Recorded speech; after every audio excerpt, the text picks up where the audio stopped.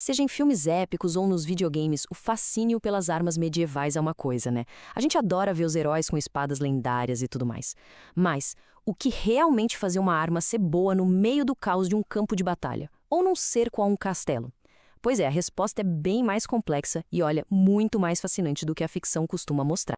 Ok, vamos começar com o grande paradoxo.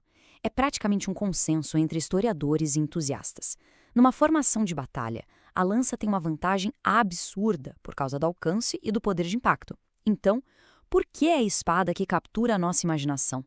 Para responder isso, a gente precisa parar de pensar em duelos de um contra um e começar a pensar como um gênero. E para essa nossa análise, esse aqui é um nosso plano de batalha. A gente vai olhar essa questão por vários ângulos. Vamos começar pelo maior de todos, a guerra de circo, onde a melhor arma não era a que você segurava, mas a que derrubava muralhas. Depois, vamos dar uma olhada no arsenal de combate pessoal, mergulhar na física por trás dos projéteis e, no fim, vamos desconstruir essa ideia de que existe uma melhor arma. Olha, a maior parte da guerra medieval girava em torno de uma coisa: capturar castelos. Eles eram os centros de poder, o coração do território. Nesse cenário, essa discussão de lança contra espada fica pequena, sabe? A melhor arma aqui não é para um duelo, é para botar abaixo uma parede de pedra. É o cenário que dita a ferramenta. O ariete é um clássico. Pensa nele. Basicamente, um tronco de árvore gigante, às vezes com uma ponta de metal, que um grupo de soldados balançava sem parar. O legal é que eles podiam ser construídos ali mesmo, no local do cerco com o que tivesse à mão. Simples, bruto e, contra um portão de madeira, era um estrago. E aí, como é que se supera a maior vantagem de um castelo? Que é a altura. Com a torre de cerco. Era literalmente um prédio sobre rodas, empurrado bem devagarinho até a muralha. Lá dentro, os soldados ficavam protegidos das flechas, e quando ela encostava no muro, uma rampa era baixada e pronto, os invasores podiam tomar as ameias. Agora, o que é realmente genial aqui é a engenharia por trás do trabuco. Diferente das catapultas mais antigas que usavam a torção de cordas, o trabuco usava gravidade a seu favor.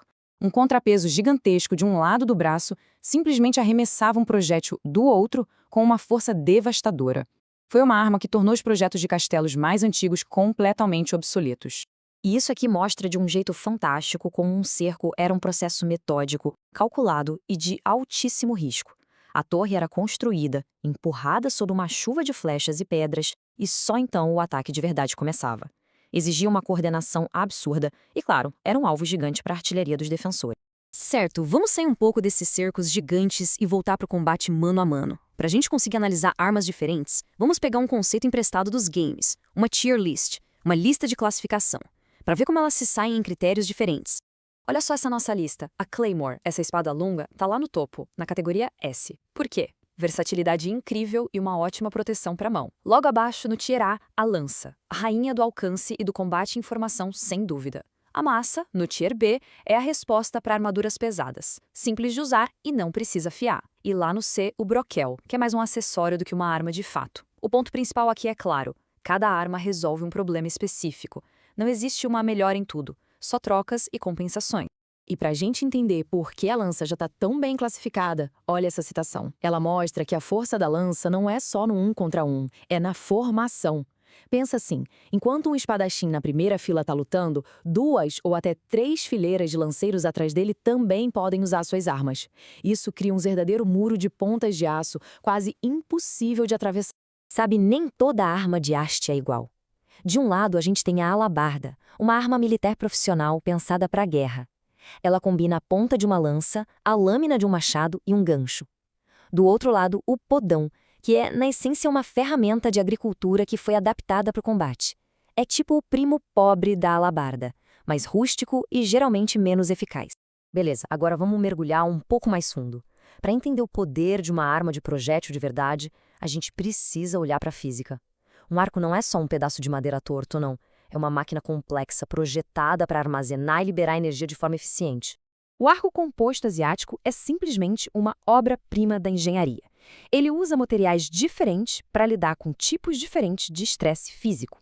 O tendão, na parte de trás do arco, aguenta a tensão, o esticar. O chifre, na frente, aguenta a compressão, o esmagar. O resultado? Um arco relativamente curto consegue armazenar uma quantidade absurda de energia. E essa imagem aqui é perfeita para mostrar um ponto-chave. Para armazenar mais energia, você precisa de uma puxada mais longa. Repara como o arqueiro puxa a corda muito além do que a gente imaginaria. O tamanho do arco e a técnica do arqueiro são cruciais para maximizar a energia potencial que vai ser transferida para a flecha. Então vamos colocar 2 arcos lendários lado a lado.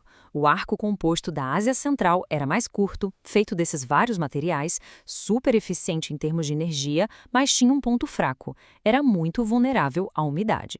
Já o arco longo inglês era altão, feito de uma peça só de madeira, poderoso pra caramba, mas precisava desse tamanho todo, e era mais resistente ao clima. 2 soluções brilhantes para o mesmo problema, cada uma com seus prós e seus contras. E aí, chega uma tecnologia que vira o jogo de cabeça para baixo: a pólvora. Só que a transição do arco para a arma de fogo não foi da noite para o dia, não. Foi uma longa história de, adivinha, compensações. Esse número aqui, ele diz tudo. Pensa assim, um arco de guerra, um dos mais fortes, gera uns 100 joules de energia. Sabe um mosquete antigo de mecha? Mais de 2.000 joules.